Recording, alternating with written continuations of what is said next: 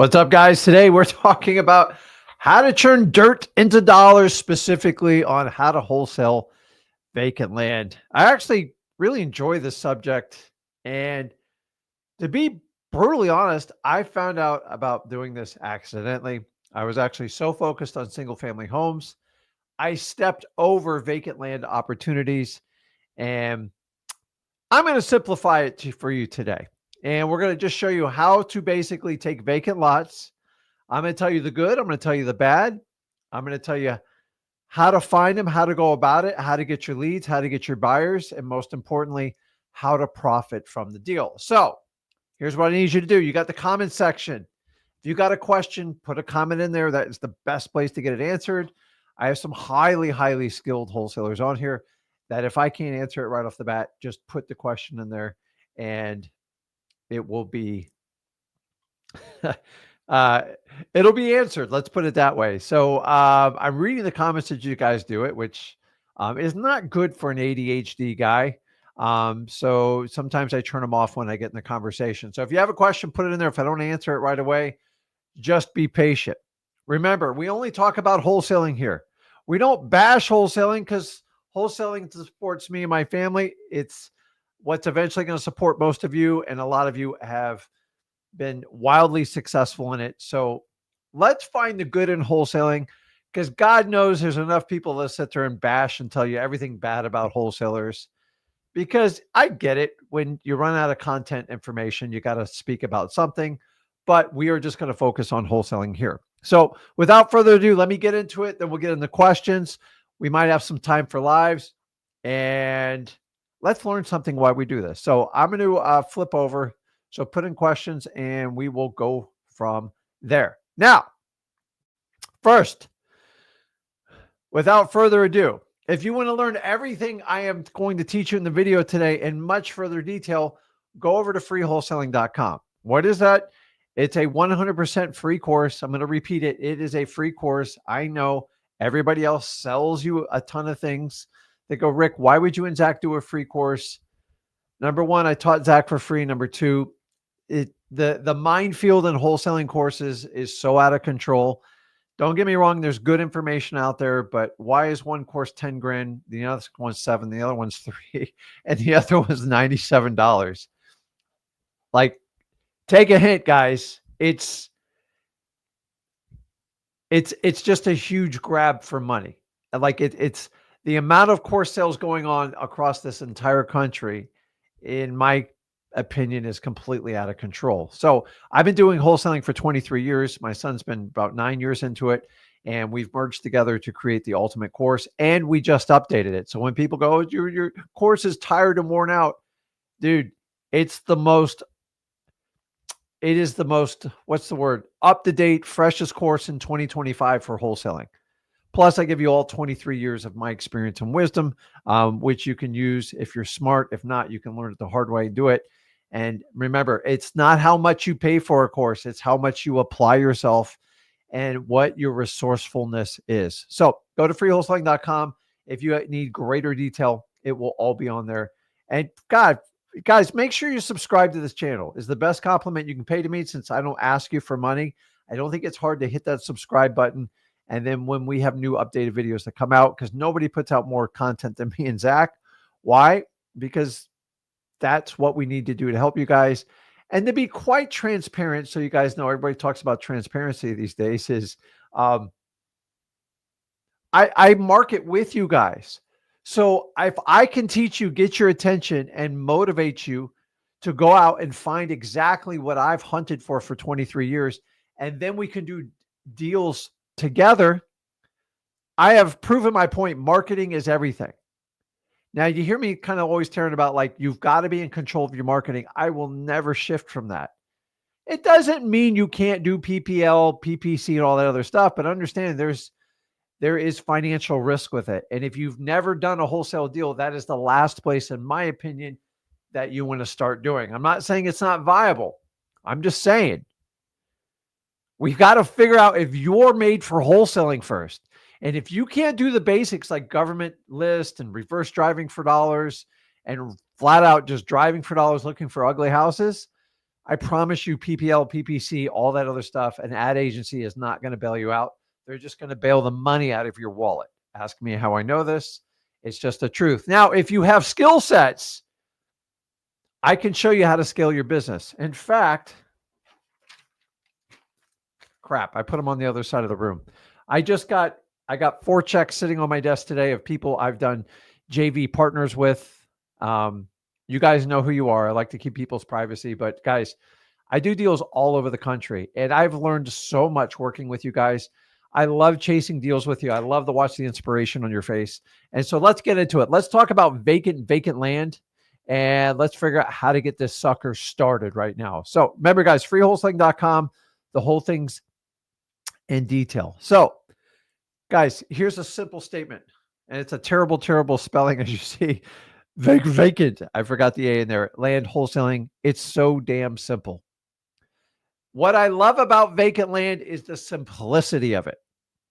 Now, it's got pros and cons. I'm not going to go through every one of them because I've done so many videos on this. If you want to learn of all the different, I guess, niches I've gone into vacant land, from builders to land bankers to private custom home builders, stuff like that, to investors, check it out. You can search it and Flip with Rick. I believe we have almost 6,000 videos. And if that's not a testament of how dedicated I am to wholesaling and how much I give, I've never ever charged for a video. I've never ever put a course link on there. Do I have products?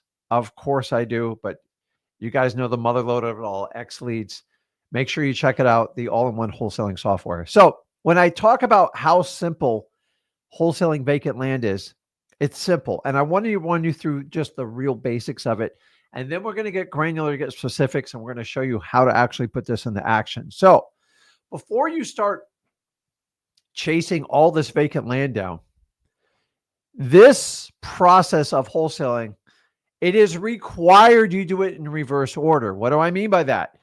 A lot of times you hear when we're talking about wholesaling single family homes, or multifamily for that matter, is go out, find a deal, and if you get a great deal, it's easy to find a cash buyer. That does hold truth. It doesn't always work out that conveniently, but I would say that's a pretty dang good statement. The problem with that statement is most people don't understand what a great or even a good wholesale deal is. And here's what they do. They typically put the property under contract. They get all excited because they got that yes, which you're going to find out is not a good thing. You want to get a no first. You multiple no's is even more rewarding. And then they get that yes, they get that dopamine rush. They have a contract. They think they've made hundreds of thousands of dollars or whatever, 10,000. I know I'm exaggerating. And then what do? They call their cash buyers. And what's the cash buyer goes? You okay? I would never pay you that much for that property. It's like $30,000 over what I would even pay for it. And they go, no, you're crazy. And they call the next cash buyer. And then they call the next, and they're all saying the same thing. After about 20 cash buyers, they're like, I might have a problem here. And all of a sudden that dopamine rush is like a crash. It's like coming off caffeine or like a wild night. And you go, damn, I either have to unwind this contract or renegotiate it. Both are going to be painful.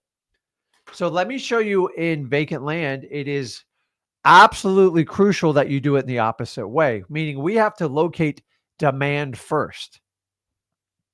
Because in the end, your customers are your cash buyers that take over your contract position. And a lot of you think your customers are the motivated sellers. And in reality, the customer is the cash buyer. And so many people that have come in and out of wholesaling will tell you buyers are a dime a dozen. Don't worry about them. There's another one coming along. Now, you can get away in certain markets like that. You will never last as a wholesaler with that attitude. I promise you, it's wrong. If you're going to treat customers like crap, it means you're in the business temporarily. You're probably going to sell some sort of coaching course. You're going to scale it, teach others how to do it. And for that reason, those people never, ever last in wholesaling. So if we understand that, the question really comes down to how do we locate demand first when it specifically comes to vacant land? And if you understand that, you have to do it. Now, For me to find out where the demand is, what's the first logical step in doing it? You have to just think backwards. How do I find demand? I can use sophisticated softwares. Guys, just follow the money. Follow the money. As Jerry Maguire used to say, now I'm showing my age, right? Show me the money. Show me the money. What does that mean? Show me the closed comps for vacant lands in a given area. And I will tell you if you're going to be successful in wholesaling vacant land. Show me the money. That's all you need to remember. Because if there's no money there, you ain't going to make any money either. And I've learned this the hard way. What? I'm reading some of your comments. This is interesting.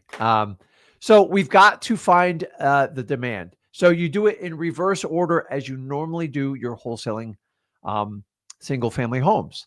And honestly, it's okay to do single family homes in reverse orders. It's smart because if you think of your customer first, the cash buyer, then you understand to make my customer happy, I got to go and find out and what they want. So when it comes to vacant land, the reality is people move on the hot and upcoming areas.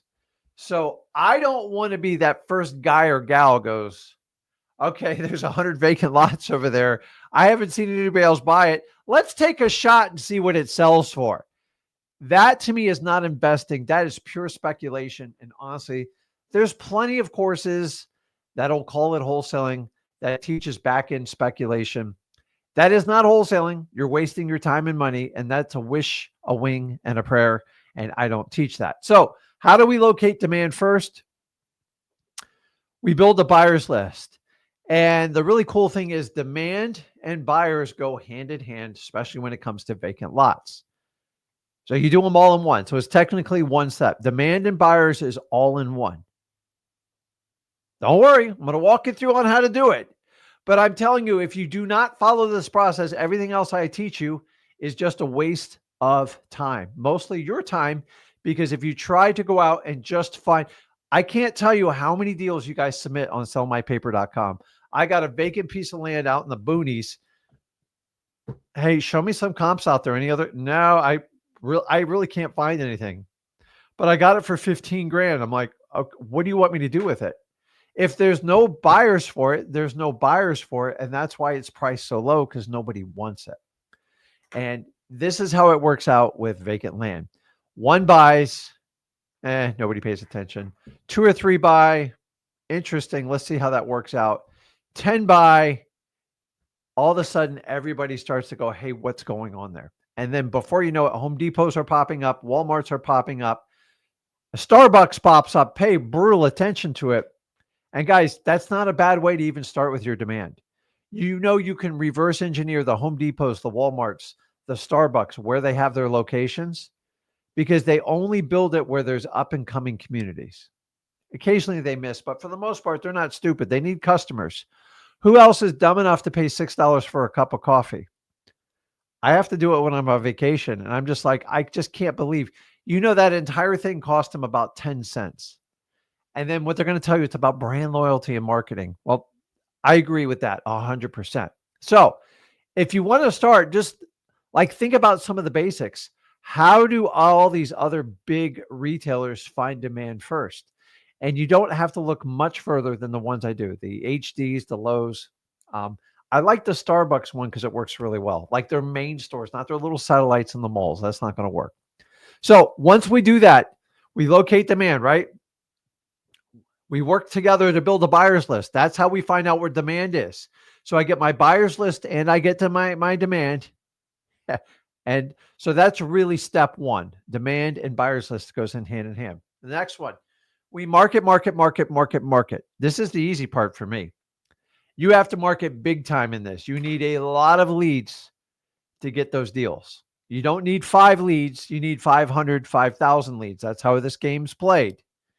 Okay, so we have to have systems so we can create a scalable marketing platform that we can easily reach out to people for a very affordable price. We'll show you how to do that. It's really not that hard. If you want to do it manually, I'll show you how to do that, but it's going to cost you a lot of time.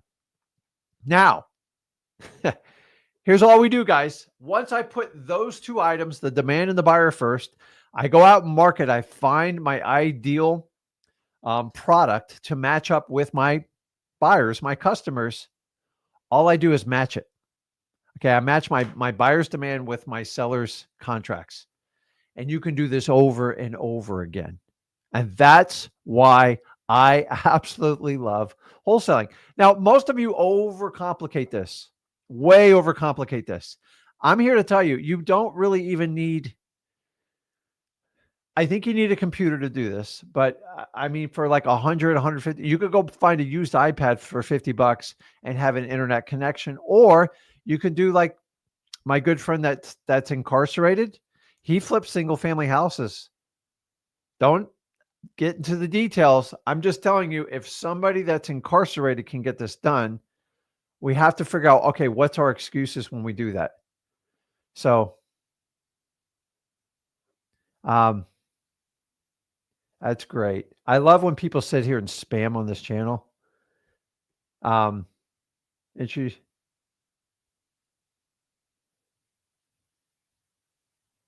unbelievable. How stupid can you be? Okay. What's up, Ace? How you doing? Hey, if you guys have any deals, connect with Ace. He's awesome. I've done plenty of business with him. Like, he's sharp, dude. Good father, too. Reach out. And guys, there's people in this threads, like in these comments, that have been around. Well, I don't even know how long I've been doing this now, 4 or 5 years. And they can help you out. I don't care. I'm not this type of person that needs all the deals for myself. I just did 4. I just did 4 connecting with you people. I do this on a regular basis. It's nonstop. This is why I don't have to sell a course. You guys are my course, and you pay for it with your time, and you earn money with me. That's the beauty of it. So give Ace a shout out. Awesome guy. And anyways, let's get back to this. Now, we talked about, now we match it up. Now, I'm going to tell you why I love doing vacant land. Now, I don't do it exclusively. I'm not one of these guys who does it exclusively. I'm going to be honest with you. I think it pigeonholes you. Now, I do have very good investor friends that I started out with that spun off and did vacant land. And most of them winding up using over to a very specialized niche. They figure out demand with very complex tools, way above what I normally do. And then they find markets and they buy large lots of lands and they work with legal teams to separate them and sell them off. But I will tell you, they don't do any of that crap unless they figure out the demand first. Without demand, you're taking a massive risk. The whole goal of wholesaling, so everybody knows, minimize your risk and maximize your reward. That's why you're watching this. Let's just be brutally honest when we do it. So why do I love the vacant land so much? Here's the advantages over vacant land that are some of the hangups with single family homes. Now, this doesn't mean I endorse only doing vacant land. I believe you should do a combination of both. Let me give you an example. My first introduction to vacant land is I bought a single family home from a little old lady where her granddaughter turned it into a party house. And when I say party, I mean party, Pardy. Anyways, I remember the title company saying, she owns the land next to it. Now, it was covered in trees. It was not technically an infill lot. I'm like, she goes, why don't you just buy it? I go, what the hell am I going to do with that? And I went back and forth. I put her property under contract, and then I reached out to her like 10 days later and asked if she'd be interested in adding the lot. Now, if I was smart, and I did it the right time, I found out she didn't even want the lot. She paid $1,500 for it. That's how old I am. And she probably would have thrown it in the sale price if I did it. But I wind up paying her an extra $3,000 for it. That extra $3,000, I got a 5 times return. I got $15,000. I didn't do one dang thing. It was the easiest thing I ever did. Now, I did not set out with my intentions to do it, but it taught me a valuable lesson. Is I never saw the value in vacant land. And so if you do them simultaneously, you do single family houses, multifamily, and land, it's just opportunity. Remember, land is nothing. The only difference between land and single family house is land, the single family house is on top of it. So if we take that house off of it, we're just doing land. and we're going to simplify it. So here's what I really, really love about it. Number one, you don't get that emotional commitment with sellers when it comes to land. In fact, there's very little drama at all. And that's why most people are attracted to wholesaling vacant land, because they think they don't have to deal with the human drama. Listen, it's still coming. It's just not going to be in as high a degree as you do in single family houses. And if you understand that, people go, wow, you're still going to have to talk to people. I never said it's going to be where you don't talk to anybody. And some people think, well, I really don't. If there's no drama, I don't have to talk to a lot of people. You got to talk to a lot of people. It's just they're less emotional about it. Little Johnny did not grow up in that house for 20 years. Little Susie doesn't live in the basement for 32 years when it comes to vacant land. It's just a piece of land. 9 times out of 10, they bought it either to land bank it. What does land bank it mean? It means they hold on to the property and wait till it goes up in value and then they sell it. Or they had grand illusions of building this massive house on it, and the money never came to fruition. The market never came to fruition. And you guys got to understand that vacant land, most vacant land, I'm talking about residential lots, do not generate cash income.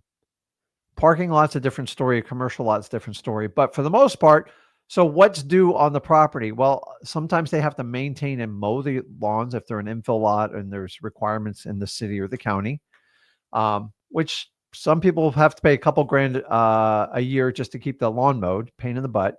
And then number two, actually, there's more than number two. Number two is property taxes. That's on every property. And when you have to pay a property tax bill, even if it's $200 to $500 and you're earning no money on it and you don't have a lot of money, it can really motivate you to sell the property pretty quickly. Like, let me get this straight. He'll give me $5 grand. And I don't have to keep paying this $200 or $300 bill a month. I'm in. It's one of the biggest decisions why people sell vacant land. The third one, a lot of people don't talk about it. Sometimes you have to have certain types of insurance on it just to cover your butt in case someone were to get hurt on that property. If it's adjacent to like a track or a road, or even like where people go hunting, you can get sued. If you're the owner and you're the owner on record, you can get sued for it. So why I love vacant land is I don't get that emotional. Little Johnny grew up here. It breaks my heart to sell it. I have so many. There's no memories in vacant land. It doesn't exist. And that's probably my favorite part of it. My next favorite part, you ready for this? It's perfect for the virtual wholesaler. It's absolutely perfect for the virtual wholesaler. You can jump market to market. I would starve in South Florida if I tried to just do vacant land. There's just very little of it left. And the places where you buy it, nobody wants it around the lake and stuff like that. Why? Because we have an ocean and people rather be on the ocean than in a hot interior lake. I apologize for you people that live on lakes, but there's no comparison to the ocean. So that's why anything you see by the ocean is so high in price. It's ridiculous. So if we understand that, we need to get this thing done. So if we go back to it, I told you, no emotion, perfect for virtual. You can hop from market to market. And in most cases, people do from 3 to 6 markets at a time when they're doing vacant lot wholesaling. Why? Because you need the leads and you're going to have to find markets. Rarely does one market just hit it out of the park for you. Like, you got to go find multiple markets because stuff dries up and it moves around. So you got to be constantly spreading out. And that's where you have to do the research on the demand. Where are the cash buyers going? Now, what I also love about it is they have longer contingency periods with little resistance. Why? Because they're not living in the property. And to be honest with you, they've sat on it for 10 years.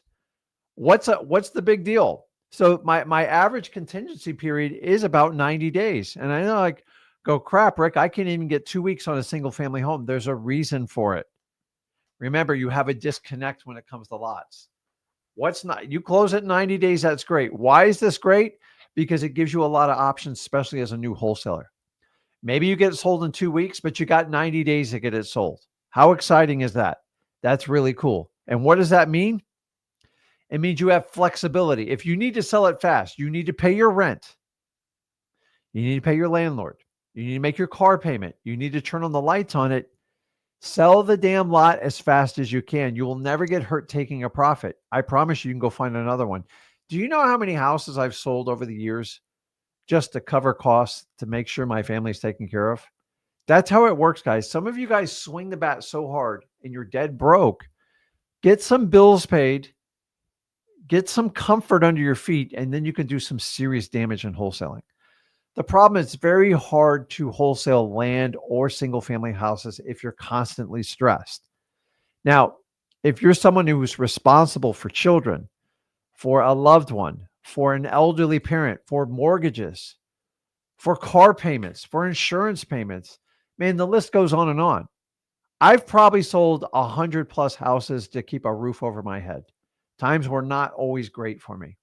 And I'm here to tell you, some of you, when you get these deals, don't wait 90 days. If you're being foreclosed on, or you're behind in your rent, or they're about to repo your car, sell the damn thing. If it's worth 10, sell it for 5 or 6. Move fast. But you holding on 90 days ain't going to help out solve your bill problem. So get those bills paid, and the next one you can sell closer to full ask price. Why? Because I got a 90-day contingency period. Now, most sellers, they don't really have a problem with it. And remember, there's some due diligence that goes along with it. So I'm just telling you, I never really have a problem with doing that. And one of my favorite things is, remember, land is all cash, baby. And what does cash mean? Cash all the time equals speed. I never, ever get hung up on a mortgage approval on a house getting sold. You just got to find a buyer that's willing to accept your price. So that all cash all the time equals speed. Banks do not like to lend on raw land unless it's a commercial project. And they usually like to tie the construction onto it because that's where the real money is for them. So most of the skin in the game for a builder or even a commercial person is in the purchase of the lot.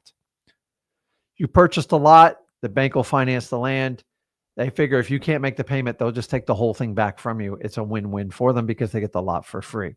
So if we understand that, and my last and favorite one is the right deals are easy to sell. It's the same thing as wholesaling single family houses. But if you got a crappy deal in an area where nobody wants to be, it doesn't matter how cheap you sell it. You're going to have the same problem everybody else has. That's why we go back to rule number 1. We have to find demand first. Demand is everything when it comes to wholesaling vacant lots. There is no exception. It will never change. Let me check my comments, and then we're going to get into the meat of this. So, let's see. Okay, let's keep moving. Because I'm going to go through all this. Most of your questions are going to get answered here.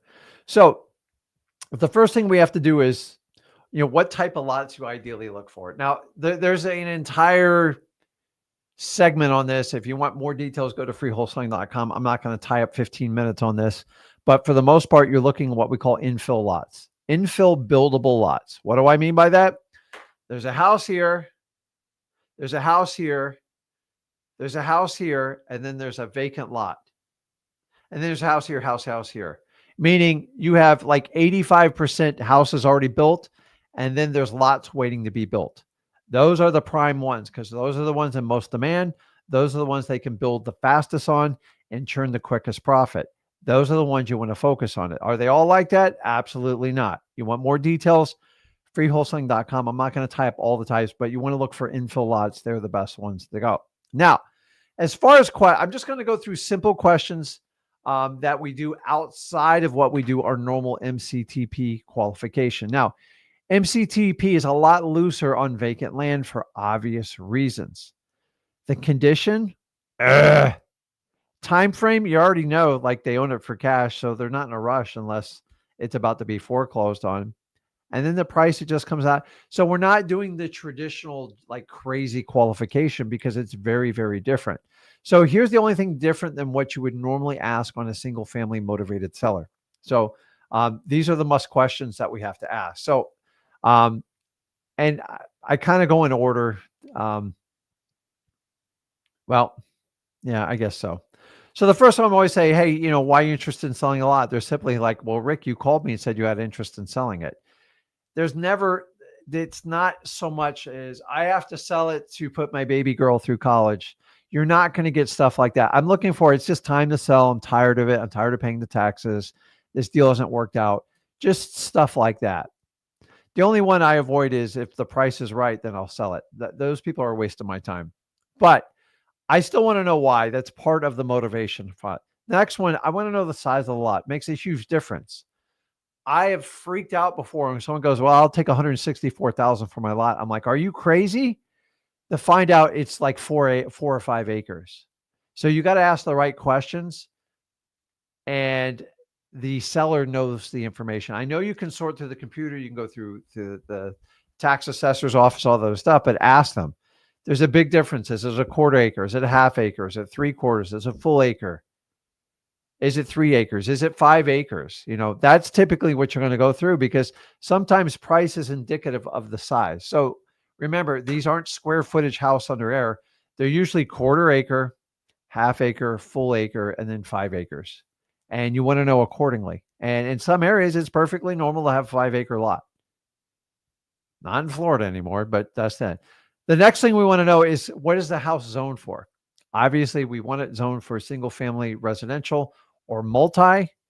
If it's zoned agricultural stuff, you've got a lot of work to do. And honestly, that's not where I want to start you out in vacant land. So if you're coming across a lot of agricultural property, stuff like that, those aren't easy to sell. It's a very specialized type of buyer or investor that buys that stuff.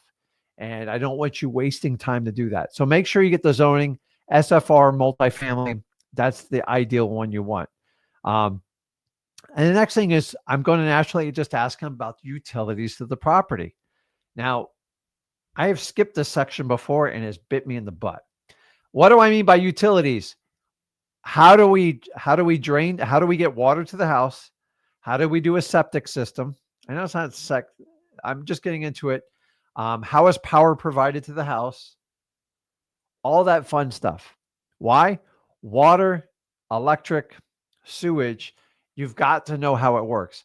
Now, ideally, just so you know, most of them, unless I don't have a lot, the lines I've already set for all the houses around them. So if I go out in the middle of a field, in the middle of nowhere, and I don't see any power lines, I don't see any other houses, odds are it's probably not going to be a very good deal, because the cost to do sewage and water and electric for one house when no one else is around, the power companies and the utility companies are not interested in servicing one house. And I don't know about you, but there's not many people interested in buying a house where you can't flush the toilet or you got to go to the outhouse. So understand that. And the last one, just knowing of environmental issues. Like, I'm in the state of Florida. The kiss of death is if you get what's it called? The gopher tortoise. If there's even a hint of a gopher tortoise nest on that property, you are shut down and you have to wait till the entire nesting season's over. And if you pick them up and you move them, you're going to get such a massive fine, you're going to lose the property anyway. So there's certain states. I've also had issues with, what was it? God, I'm trying to recall it.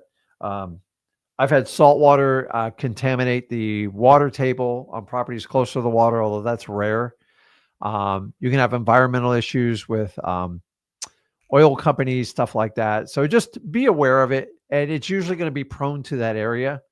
And once you understand it, you kind of know what to look for and you get an idea for doing it. So that's the only difference in the questions we ask, because so many lives I've done, people like, what's the questions you ask? That's a damn good question. So we do the traditional motivated seller questions, but the reality is you've got to understand what's the difference when I ask somebody questions in vacant land. So I just ran you through it. That's it. That's pretty much it. So what we need to do is right now is we need to find, how do we find demand? How do we find demand? Now, we can do this one of two ways. We can do this the hard way and like go through all the different sites. So let me just give you a quick rundown of how you can do this on your own. And then I'll walk you through how to even do it like in a X-Leads account. It's not complicated. It really isn't. Now, if I'm just looking and I've got just basic internet services and you're being honest with yourself, that's fine. You can use Zillow. Zillow is probably the most popular. You can use Redfin. You can use Trulia. You can use, I think it's LandWatch. probably even homes.com, and just filter them out based on vacant land. And all you want to do is search criteria for deals done in the last 6 months or last 90 days. You've got to find the demand.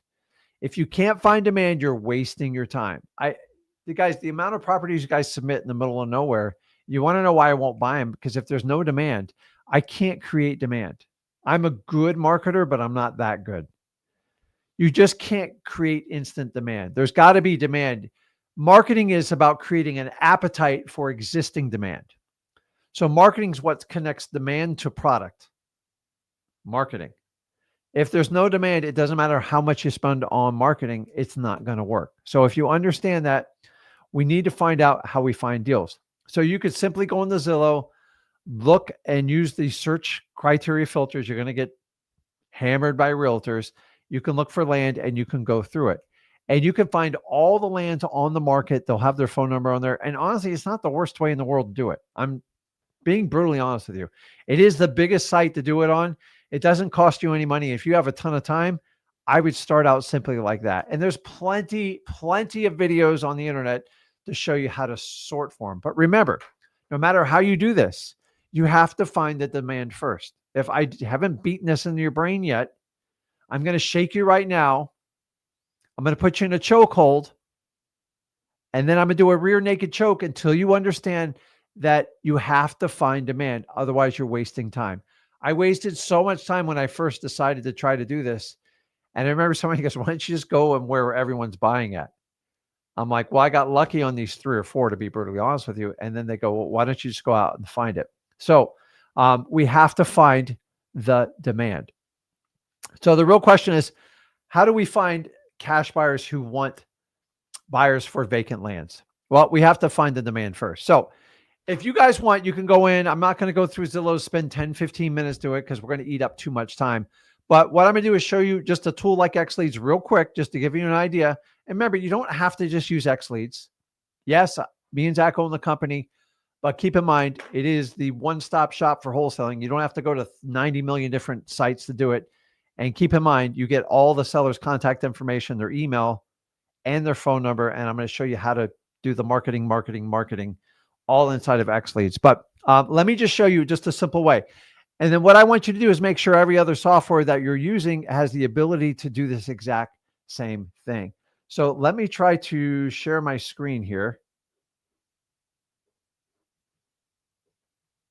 And let me bring this up. Hopefully you guys can see that. And I'm out of the way. And let me get this out of the way.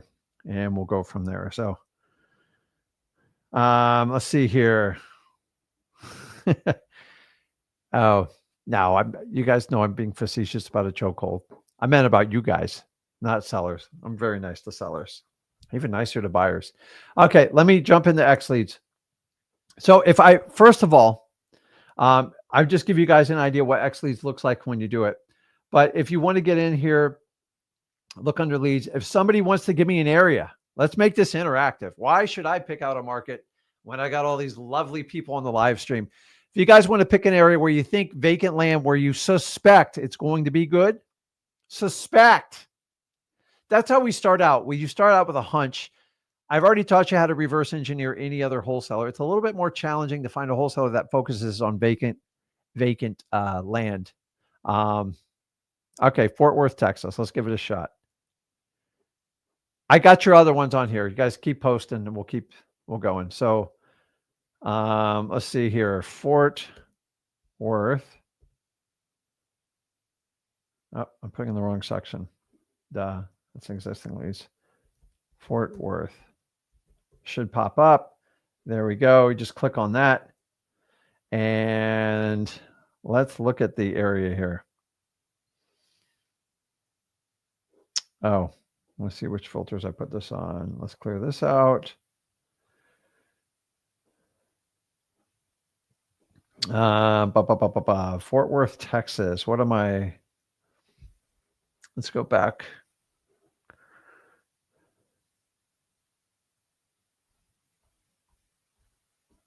Okay, so we have 200 and basically 60,000 leads. Now, you all know that's insane. So the question comes down, this is what I'm asking you guys. Is the demand there? And the question is, it's not about the population. Is there vacant lots being worked? That's the challenge you want to do. So in the old days, I'm not going to lie to you. I used to have to spend 2 or 3 days to figure out how to do this. I can do it in 15 minutes now, only because I'm slow and I'm old. Zach can do it a lot faster than me. So inside of XLead, you have this overlay thing, which allows you to evaluate markets quickly. So the first thing I'm going to do is I'm going to look at all these wonderful things that you can do. You can look at flips by zip by county. You can look at property value by zip. I love to look at property values because I can, if this is in over my head on numbers, remember vacant lot, not as big of a deal. We all know that, but I can quickly look here and I can put in clusters, and let me get this out of the way. And obviously this is a big area. It's the whole map's loaded here, but you can tell what's hot and what's cold.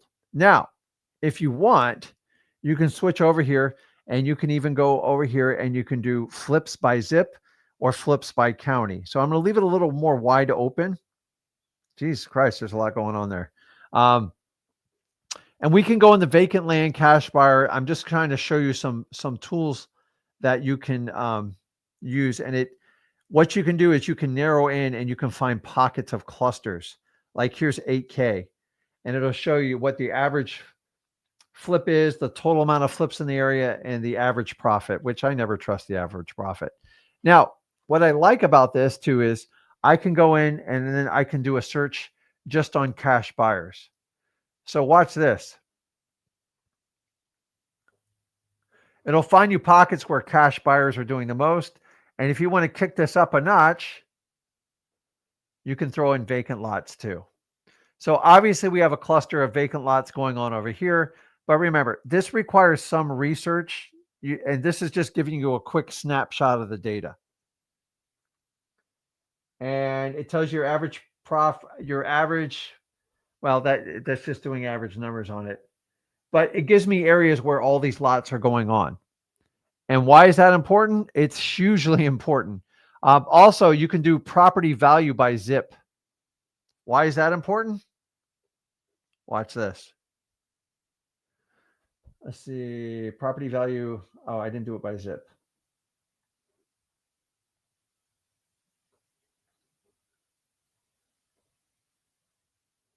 $399.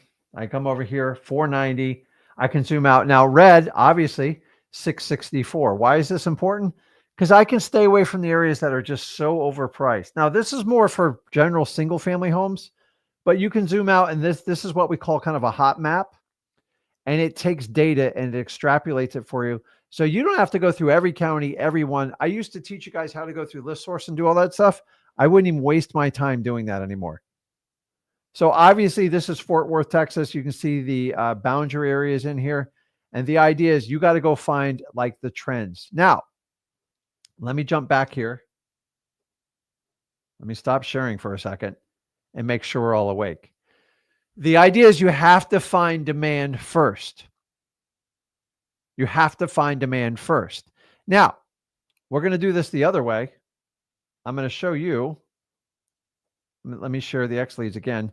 And we're going to go in here. And basically, here's what we're going to do. Let's do another. I think somebody said Anderson, Indiana. Never been there, so I love to find new places.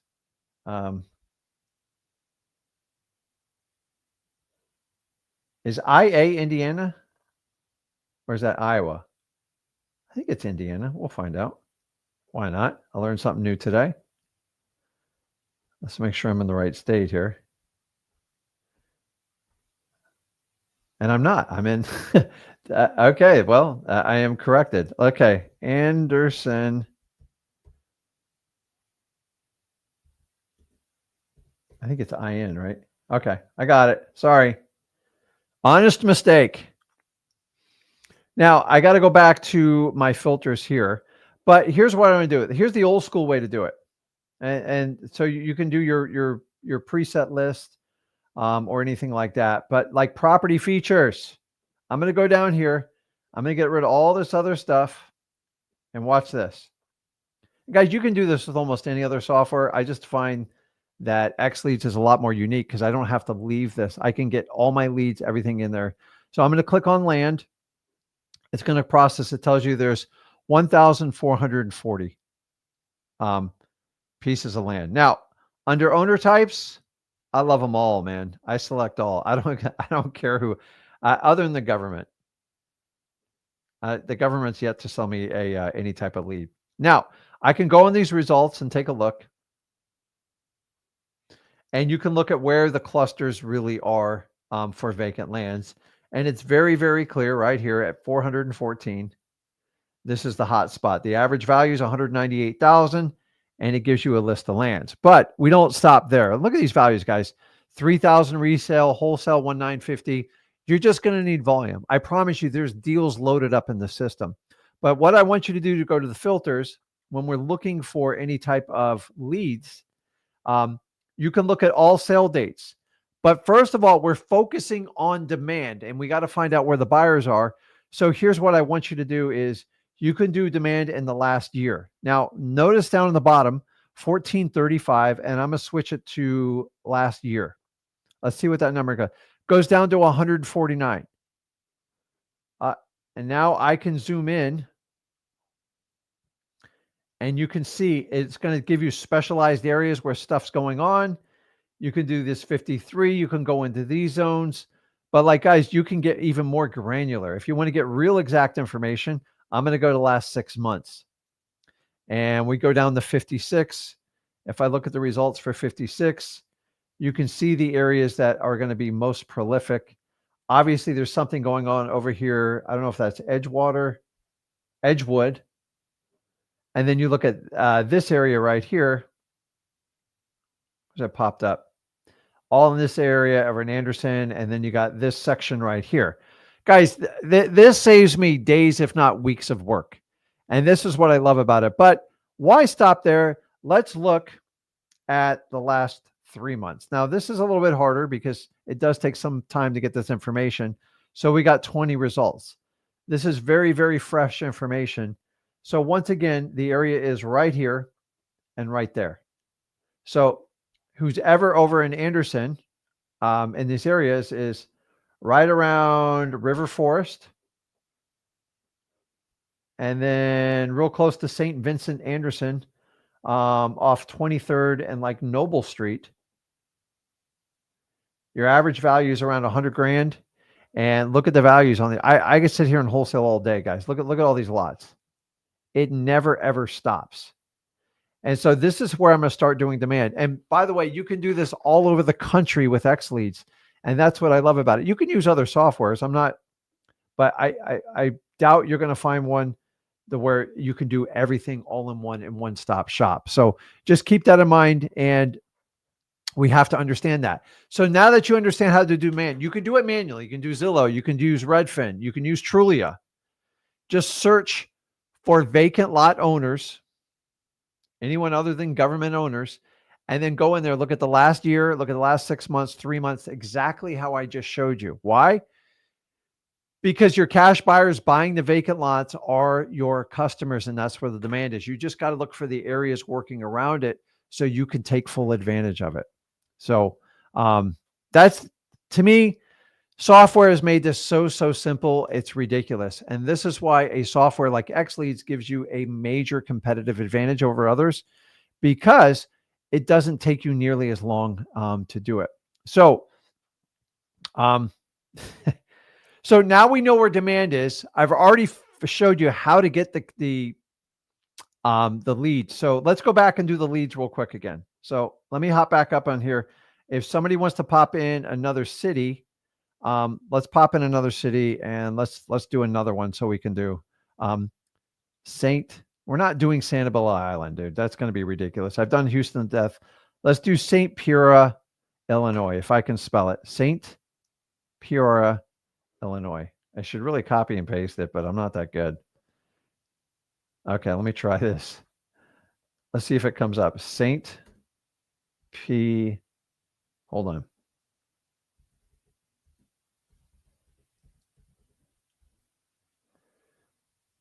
I know I'm not spelling that right. Let's see. Peoria. Peoria.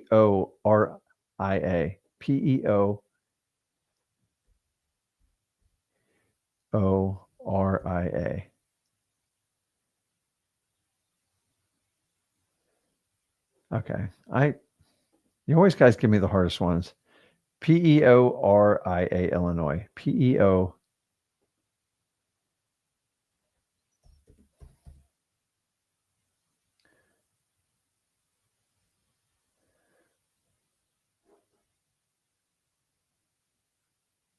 Peo. P. Let's try this. Very specific. I love the specificity of it. Peoria. I'm not getting that coming up. I don't know why. Saint? I really need to copy it. Oh. PR. Duh. You guys think I'm losing my mind here. PR. See, now I got to keep going back. This is the ADHD killing me. This is the stuff that will take me out, guys. Okay, PRE. I got to write this down. It changes so many times. Preoria. Okay, let's try it again. Waste more time like trying to solve my ADHD issues.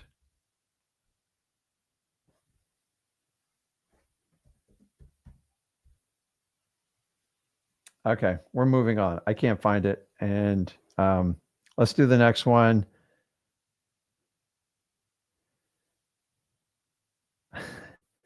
Okay, let's do Memphis. I can remember that one. It shouldn't be that hard. I've been to Memphis. Good barbecue. I assume it's Tennessee. There's a lot of Memphises. And I'm going to turn off the overlays because we don't really need it right now. And by the way, you can turn off some of this annoying stuff. This is really good for the research part of it. So if I'm looking for leads, I go, once again, I'm just going to simply go over and I'm going to follow all my filters. So the first one I want to look at are property types, which you already have land in there. And then I put in there, this one I put in the last 3 months. Now, here's the differences. We are now on the other side of the equation. We are looking for leads. Now you have to clear like, okay, how do I think? Before we were looking at demand, and then we specifically could pull a cash buyers list. And then we go through and we have conversations with our cash buyers on what areas they're buying, what's their price range, and then we try to match the buyer's criteria to the demand. And if we can get them to match, now we need to get a marketing list. I go, Rick, I have found the bullseye. I see where property is moving. Maybe we say it's Memphis. So here's what I'm going to do. So I don't know what the availability on vacant land in Memphis is, but here's what I am going to do. Let's see the best way to do this. So the first one to do is property type, and then I want to go down to ownership information. Now I've already put, I don't care about that, but what I like to do is find people that are in the property that have had ownership at least 5 years. It gets rid of all of my flippers and then people that I don't, I know I'm just going to waste my time on. You can make it 5 years. Don't go less than 4, in my opinion. And this is the problem, is there is not a lot coming up. Let's try 3. It's searching 0. So I'm going to tell you, Memphis is not going to be a great place to do this because I just don't have a lot coming up here. Now I can go back on my map and I could check some of the overlays. So if I go back and I did the research on this first, let's just say we get rid of this filter and look at demand. Well, right off the bat, when we see 307, I think it was 312. I took off trust. There's just not going to be a lot of opportunity here. Like the other one, we saw thousands and thousands. So right off the bat, I know there's not a ton of opportunity. Now I can go back to my map and I can start looking in here and I can kind of look at overlays and I can just go on vacants and see what's going on and see if I can find any clusters. and there's just not, these are really scattered. They don't make any sense. And the problem is you can go and find people selling vacant lands, but a lot of this is already pre-developed and you got to kind of figure this out. So, I'm just looking at some of the stuff here. I would say Memphis, I wouldn't spend a lot of time. Now, maybe you guys know something I don't, but I'm telling you, I just don't see the opportunity in that one. So remove Saint. You're going to make me try it again, aren't you? Okay, let's try it. Is it Preoria? Preoria.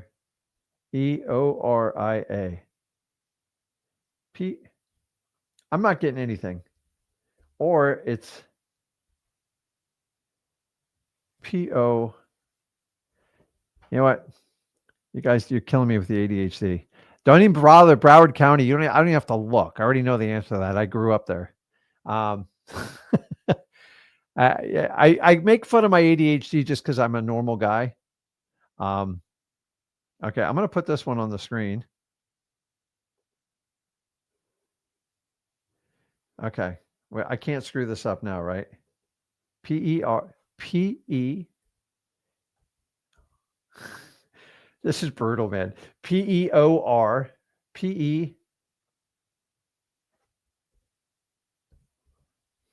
Oh, wait, I just saw it popped up somewhere.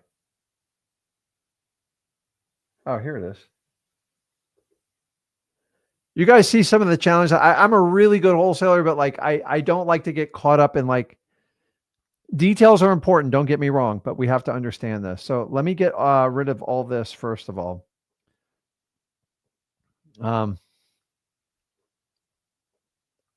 So I don't know about the size of this one. Let's see. Talking about land. I mean, we're already coming up with 0, and I haven't even started the. Let's get rid of the 3 months. 258. I mean, not bad, but let's take a look.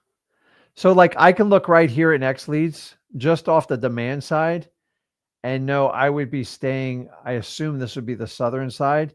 So I'd be in this cluster or this cluster right here. That's where the demand is. So the question is, do I have enough customers to put this marketing campaign together? So if I'm going to set up, say I go, okay, that's fine. I'm going to do like 10 other markets, which is what you're going to need to do if you do this.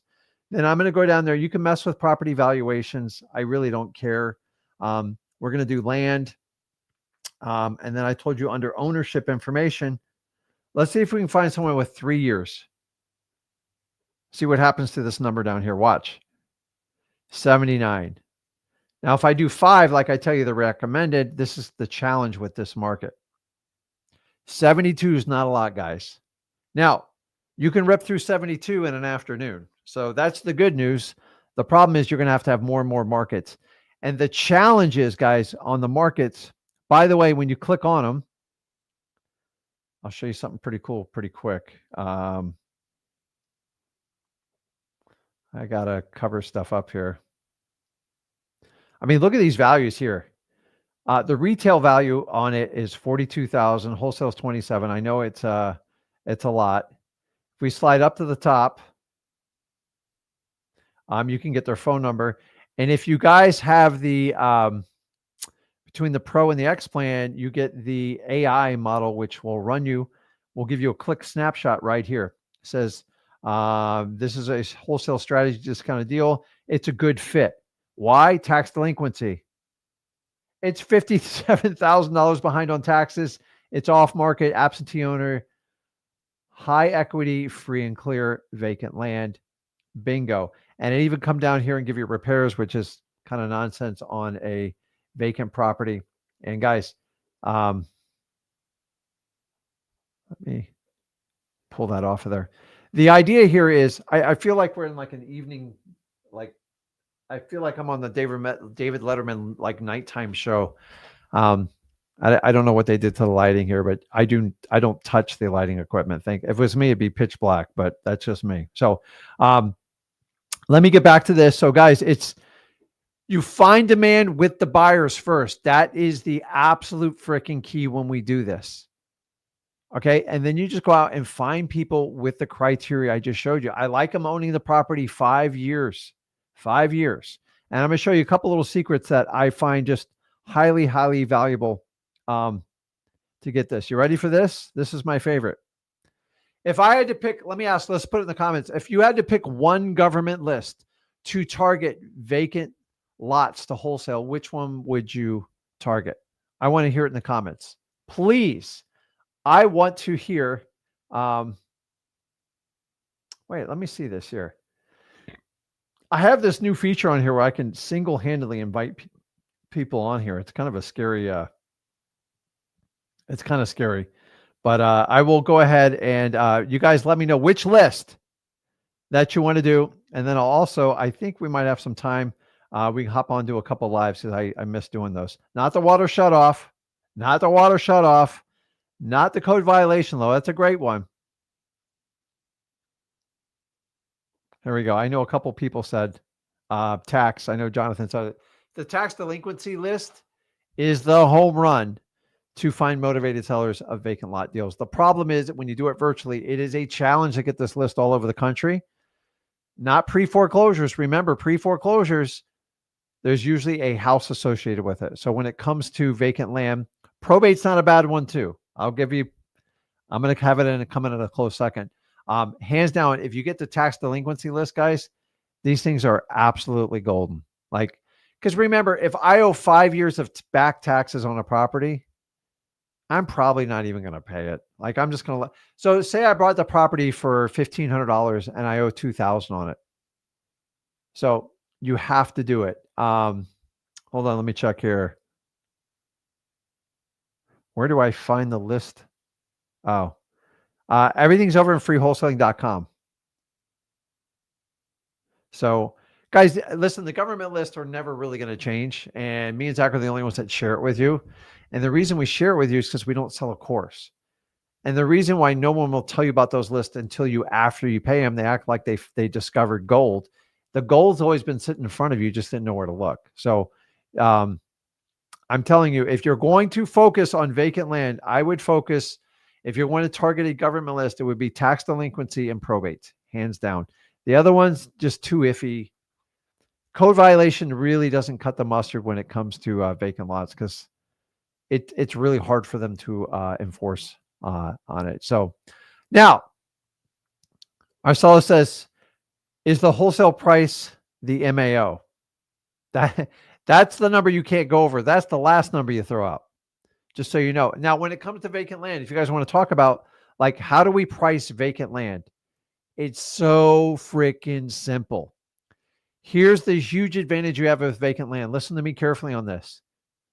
Even though there's some values in Zillow and stuff, they're so off target. Most people don't rely on the Zillow value or the Zestimate for their vacant land, nor should you. How do I find the true value of a piece of land? It's what cash buyers are willing to pay for it. So if I have comps in that area, I have history of cash buyers, and I have people flocking in that area, I'm pretty confident what I can sell it for. Here's the best part is your sellers, they're not so confident. And I'll tell you a little story. I've told this multiple times.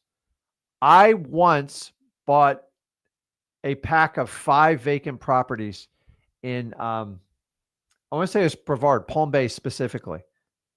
Guys, I sat on them for 10 years. I paid between $2,500 and $4,000 for the lot. I forgot about them. I got so tired of paying the property tax. It kept going up. And there was a lot of lands. And then all of a sudden, I started getting phone calls. I'm a wholesaler.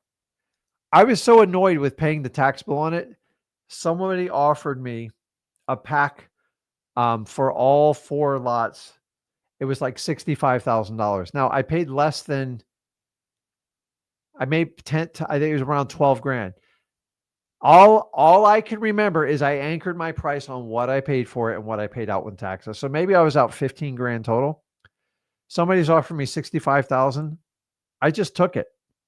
Now I made them do the deal in 10 days. I didn't want to wait 90 days, but they were so eager to do it. They did it. And then I looked back 3 months later They made another 35,000 off me, but I didn't care. I made my money.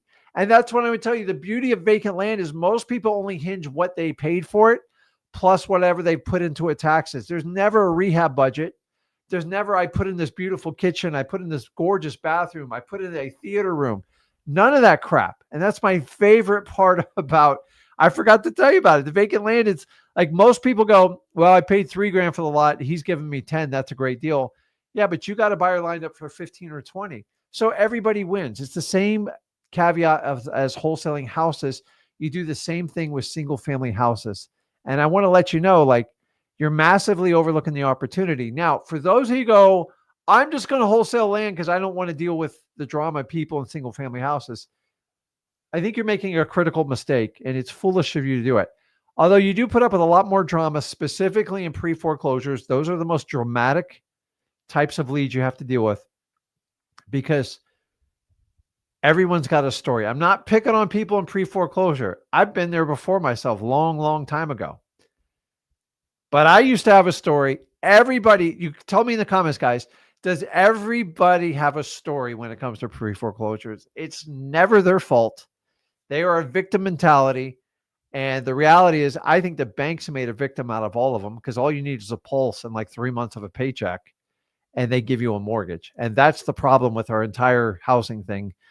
The reality is we all don't need 600,000 to $1 million houses. We could all probably get by with $20,000, $30,000 houses. Some of us could get by. Some of you guys live way, like the basic things you need to live. If you can provide a cellmate in prison, a basic cotton stuff, and they can live there just fine till the day they die, that's all you need for the basics. If you really think about it, it's not going to make you happy. Don't get me wrong. I don't want anybody incarcerated, but if you understand that if homeless people can live out there and people get incarcerated in jail can live with a basic bunk bed, I'm not saying it's nice, but I'm just saying, like, do we really need all this stuff? So when it comes to drama, oh my God, don't get me going on pre-foreclosures. I'm dealing with about a half a dozen of them right now. And like we sit on, like they just put it on speakerphone. And like, sometimes I fall asleep. Like I have ADHD, just get to the story. Like, what are we doing to help you out? What can we do? And so we have to like figure it out. Everything's under good. Yeah. And so the worst thing about people in pre-foreclosure is they wait till that final, I got it all figured out. Don't worry. And then they wait till the very last day and they go, we'll take your offer now. I go, dude, I gave you an offer 6 months ago. Like, let me guess, the house is going to auction this week. Yeah, it's going tomorrow. Okay. Do you got a good lawyer? No, I don't have any money. How do you not have any money? You haven't paid a mortgage in almost 3 years. And you have to be careful, like how you talk to the people. I'm not blaming anybody on it. I think the banks are the bigger part of the blame. But what I'm telling you is when it comes to pre-foreclosures, I've never met a pre-foreclosure that does not have a story behind it. And I get it. I usually tell you to pull the story out, but like sometimes in pre-foreclosure, you got to try to get them past their own story to solve the problem. And so I find when it comes to pre-foreclosures, we actually have to get past the story because the story just, they'll tell you it over and over and over. You know, Rick, I had the greatest job in the world. Yeah, I know. I remember you told me last time, remember? Yeah. And we keep going on. I go, listen, but we got to make a decision. And most people in pre-foreclosure decide that not making a decision is their decision. And that's the biggest problem with them. And I avoid those people at all costs.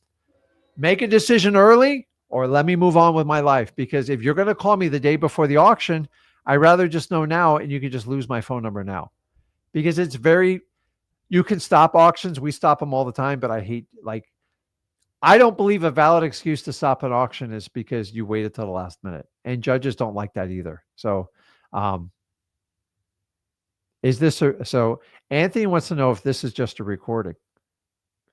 Can someone let him know? So Anthony, right now it's July 15th at 6:21, just so you know. I don't understand why people think I do like fake lives. Why would I ever do that to you? I'm not one of the guys that or gals that put up live on YouTube and say it's live, but we're live in the comments.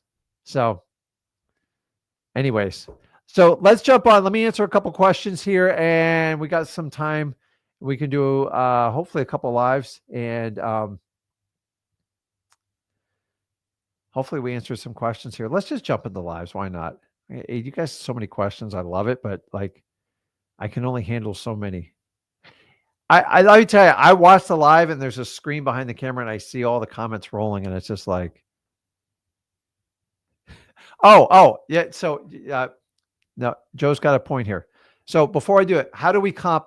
So you do comps based on previous sales. How do you price out when you make an offer on land? Super simple. Remember, it's not emotional.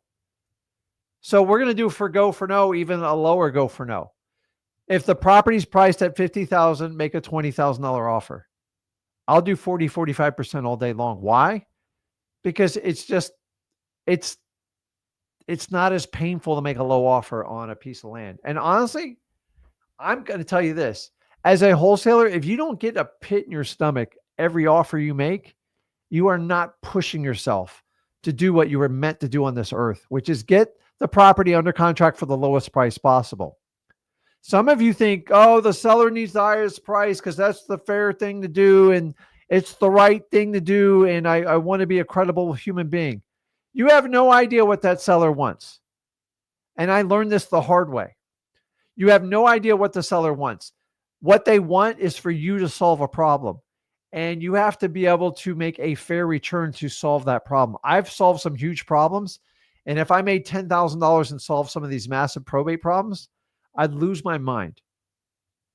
So when I price things out, if it's worth 50, I offer 20. Just cut it in half. I'll even make it some, just cut it in half. It's got to be a low offer, guys. It has to be a low offer because you have to make spreads on it. I don't want you guessing and I don't want you backing out of these contracts.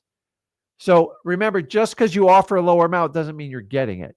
It just means you can find out what is the lowest threshold for your seller for that vacant lot. Now, it's easier to get away with it on vacant land, and I want you to go crazy with this because most of them don't know what the value is and they can't quite figure it out. Either they're delusional or they're holding on to it or they want to get rid of it. Those are one of the three ways, and I'm looking for the ones that want to get rid of it, period. How do you write up the contract? freewholesaling.com. It's really, really simple. You can actually write up even a regular purchase and sales agreement for the lot. You'll have a parcel ID number, and then it just comes down to the terms and the conditions of the closing. So once again, if you're watching, Alex, 90 days is what we do. I like to just use PSAs. I don't know what you're accomplishing with an option contract. It's the same damn thing.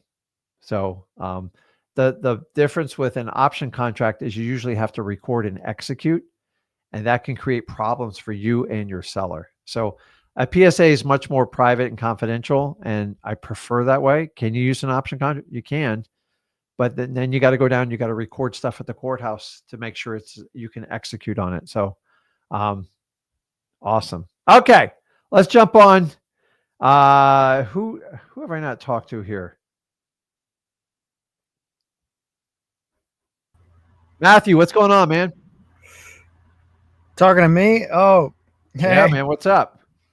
Oh, I'm starting my own 30-day challenge to get 10,000. I'm battling my ADHD and figuring out ways to get around that. So I joined like another school program on school that like basically to defeat ADHD and work in my favor. I've been coming on here forever and I still haven't gotten a deal. I haven't been doing the work, you know? But I've done all the little pieces except like the one thing. I actually just came on because I just wanted to ask this one question. Shoot, man. Go ahead. You got me. But anyway, I typed it in there. You know, I was thinking, so I was looking on X Leads, all cash, or I put in the cash buyer filter and the land filter. And so I get this giant list of like 250 people, but I'm thinking everyone who buys land pays all cash. So how do I know? I don't know. I jumped in the middle of the video, so I don't know if you already said that. So you can do it. If you look under the property features, you can click land and it's never perfect. Just say I've been Yeah. doing this a long time. So what you can do to help filter it out is when you go to the you can do the specifics on price. So Uh, if you're in a market where no land really ever exceeds 50,000 in value, put 50,000 and it'll get rid of all the miscellaneous stuff. yeah. There's some weird crap pops up. And I'm here to tell you, in my opinion, that's the easiest way to do it. And then you can filter it. Remember, when you're looking for demand or buyers, cash buyers, you look for demand and you see if the buyers are matching up to what you're seeing. It's really Yeah. kind of a fail proof. Then when you go for look for leads, you can find the perfect area, but suddenly there's it looks like the opportunity's been stripped. Like there's only like 150 leads. I know 150 leads sounds like a lot, but it's not. It's really because this is a numbers game when you get through it. And one of Uh-huh. the things I want to add to you guys is, um, I didn't really get into details. So I didn't want to go too deep because I wind up doing an entire ninja training mode, and we have some amazing things coming out with X Leads. Some of the greatest support you're ever going to see in a software. We've hired so many people, it scares the crap out of me. But like we are just going to have ninja experts, and you're going to have available 7 days a week, and we're going to walk through everybody between webinars, seminars, not selling you anything, just training you on how to use it. Because like right now, I made a note on here. So we did it this morning on another market, and I have employees that help me do this because I got a lot of ADHD issues. And trust me, I'm always powering through it. You just see me even trying to type some things, because my mind's going a million miles a minute.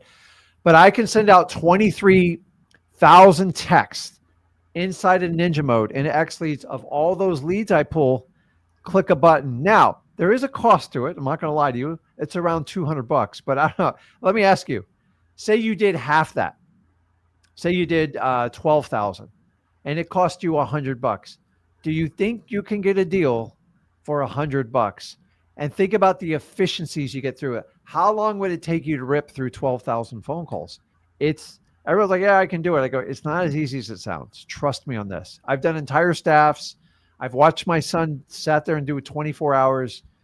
It's not that easy to do. So it's not that it's a requirement. I just don't know any other system where you can pull the leads, get the skip trace information included in your account. Oh, and by the way, you have the option to do the ninja texting mode. And if you really want to kick it up a notch, you can have AI filter through all the responses. Now, I don't think you need that right off the bat. I'd rather you put some money in your pocket, just like you talk about it, get past it and show success. When it comes to your ADHD, you just got to find what is the area that takes you out the most. Here's my simple one. You ready for this? I know this all the time because I got hit with it today. And you go by Matt or Matthew? Oh, Matt. Yeah. You give me a task, you leave me alone, I will gobble it up, spit it out, and I'm done with it. You throw me 2 tasks, I'm okay. You throw me 3, like stuff starts coming off the wheel, like the wheel come off the axle. I'm just like, look at Zach. And my son's 25. I'm 55. There's 30 years between us. He sometimes has to sit down with me. He goes, we're just going to piecemeal this for you, Dad. And I'm like, he knows me so well. And he knows if I can do that, I'll get it done. And he just has to space it out. This is how school worked with me. When teachers hit me with a ton of stuff, I just go, I'm done. I'm not even going to do it. What's the point? And I get all pissed off and aggravated. And the one thing I've learned in ADHD, which is the kryptonite, when you get super upset and like just start like spewing at your brain, you have to find a way to disengage because nothing good happens from it. Yeah. Nothing good. You're going to pick up something that you don't want to. You're going to say something that you can't take back, or you're going to physically do something stupid. So I found ways to replace it over time. But like I've learned this one thing, getting in a fight with someone, not a physical fight. I'm talking about a verbal fight. Argument. Yeah. Tell me, unless you're pulling somebody out from a moving train or a bus, if you yell at them, you just freak them out and it never stops. And the thing is, we always wait for the other person to stop yelling. The most powerful thing you do with ADHD, when you get I start to get motored up and I start talking really fast. And I go, okay. Especially when deals are falling apart and I have to breathe. And I got to be the guy who walks away. And here's what I do. I love to take a walk. One of my favorite things is put a headset on. It's my meditation. It's what I do. I'm learning to meditate, the hardest thing for an ADHD person to do, because you have to sit in your thoughts and it's hard. Mm-hmm. And then I've always found the gym. The gym is like my release. I won't hurt Yeah. anybody if I can go to a gym. It's better than going to a bar or anything else. And you just have to breathe whenever you get way out of whack. And sometimes even with family, my son, stuff like that, when I start to get worked up, they recognize it. Yeah. And it's really hard to walk away. We are wired to argue, unfortunately. And Yeah. I found this guy, ADHD Vision. He has all these hacks and stuff. And one of the big things, you got to increase the dopamine, because you got to have a high level of dopamine to to feel motivated to do the work, or else you'll start to seek other forms of dopamine. So I like put on like focus music, and sometimes I'll go for a walk just to get my head clear, to remember what my motivation is, like, oh, like find your why. And that like is inspiring. And it's like, okay. And then I put the intense focus music on, and I'm like pulling up X leads, and I feel like I'm in the back office of the CIA, like doing all this like secret agent stuff. And then that feels motivating for me to do it. It gets me past the boredom.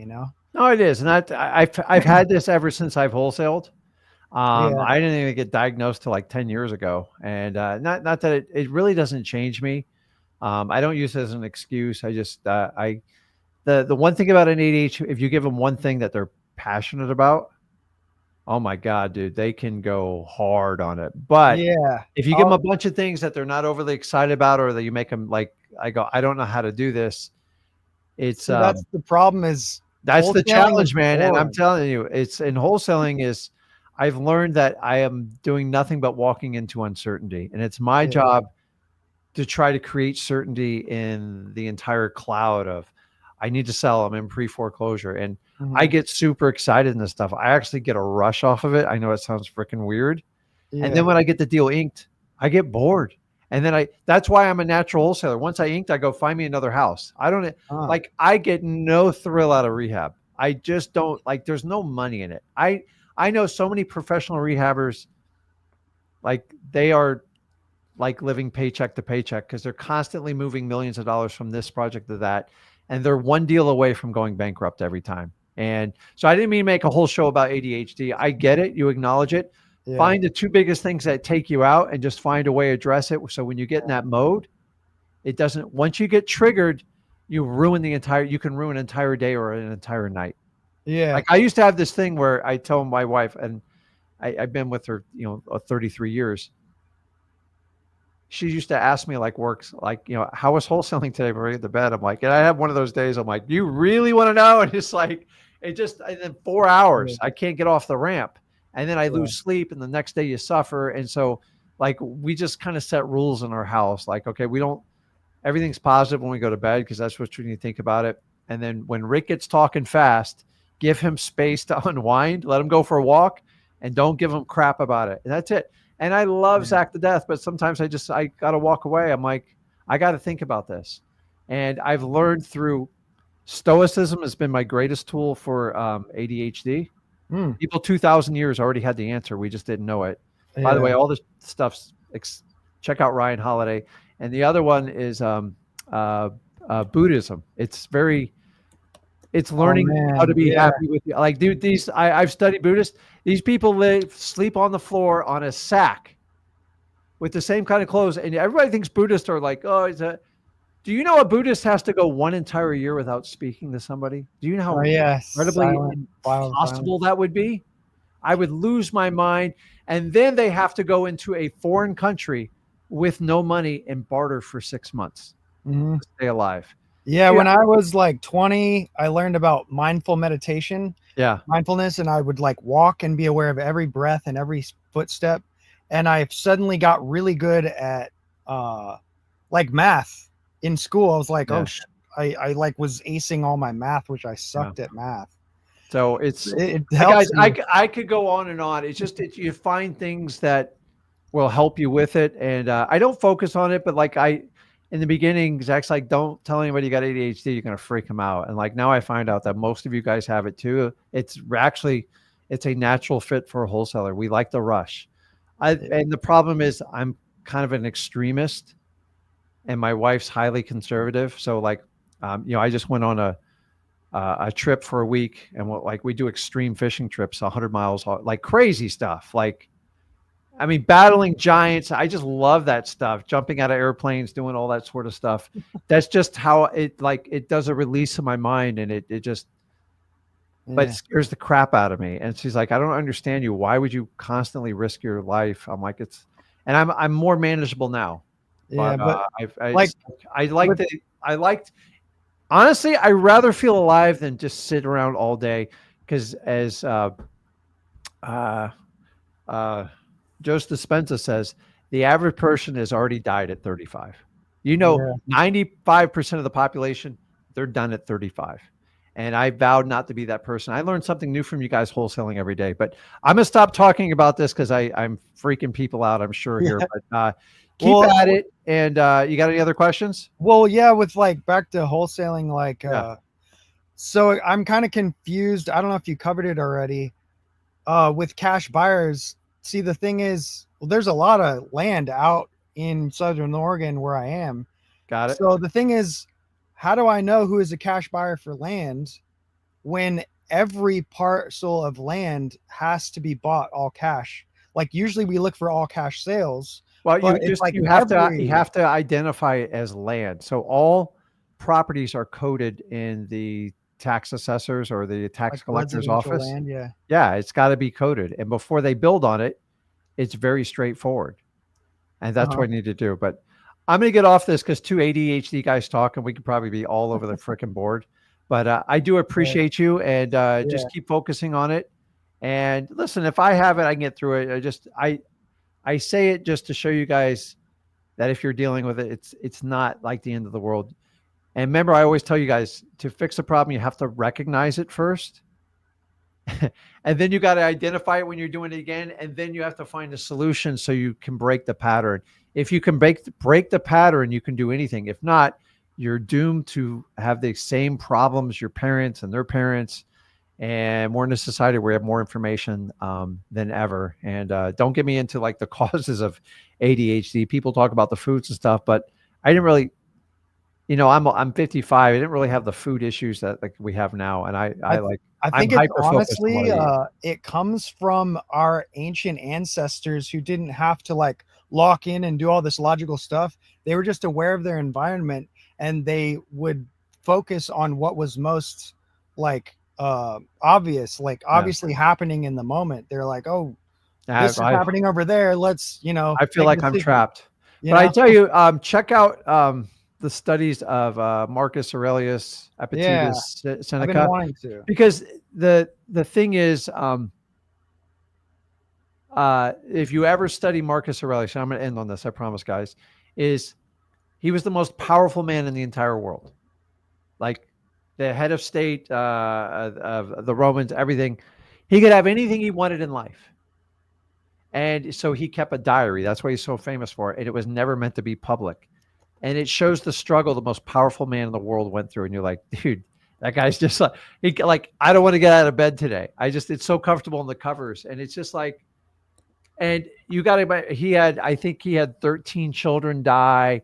He went through the bubonic plague, like massive wars, fires, like some of the most unfathomable stuff. And I've had some really extreme stuff happen in my life. And it kind of puts a perspective as we're all just here temporarily. And the idea is if you want to solve a lot of your problems outside of going to these pharmaceutical companies, if you can just learn to be in the present moment and enjoy what's here, because anxiety is thinking about everything that's going to happen in the future, which you do have control over to the things within your control. And then depression is everything that you just can't let go of the past. And so you got to master those three portals to be able to do it. The same thing in wholesaling. Dude, let me tell you, I was such a disaster my first 6 months. Why do I do it? I'm suffering. And it's what made me who I am today. And if you understand that, if you understand we can take teachings from 2,000 years ago and apply them today, it's unbelievable like what you can do. And None of this costs you guys a dime. It's sharing it with you. And I've tried everything. I've tried psychotherapy, stuff like that. Nothing's ever got me further than stoicism. And then the Buddhists, they just, I am like blown away with what these people can do. Like their control. Remember, if you can't be happy with what you have in here, there's nothing on the outside that's going to do it. It'll make it fun for a while. Everything gets boring after a while. And if you guys ever studied Tony Robbins, the crazy thing about the human condition is we have to have certainty and we have to have uncertainty. Think about that for a minute. And that's the struggle we all go through. So we have to kind of have a little bit of give and play. But I could talk about this all day. But I am a wholesaler to do what I want to do in life and take care of the people I love the most. And that's what I want to teach you. So Matthew, we'll connect again, man. I appreciate you. Cool. Yes. You too. See, that's the problem with ADHD. I can go on, but like I do it. Honestly, I do it out of a love for wholesaling and everybody that's involved with it. Cause I think it's I just think it's really badass. So guys, I appreciate you guys on vacant land. It's really straightforward. Find the demand first, match the buyers to buy in those areas in the land. You can build your own cash buyers list. And then you go out and seek your leads. Axe leads, in my opinion, the easiest. And then you build your marketing list. And then you can use something like the Ninja Mode. Guys, 23,000 people for under $200. I don't know anybody else can even touch that. Plus, we give you the skip trace phone numbers. And you can do it all in one platform. That's the beauty of it. It does take training. It does take time. It does take learning. But it's well worth it. So, guys, I'll be back on Thursday. If you're in X Leads, I will see you guys tomorrow night at 8 p.m. Eastern. I'll be back on Thursday with Zach at 5 p.m. Eastern. Keep it going, guys. I don't think people realize that we go 7 days a week, never stop for 5 years. The motor's strong. The motor's big. And why? You got to really love wholesaling to do it this long. 23 years, guys. I want to share all my wisdom, all my knowledge with you. And most importantly, I want to do deals with you guys. So the people that sent me 4 deals, I will give out you guys a personal shout. I appreciate you. Keep submitting your deals, sellmypaper.com. This is Rick Ginn, guys. I'll see you on Wednesday and Thursday. See ya.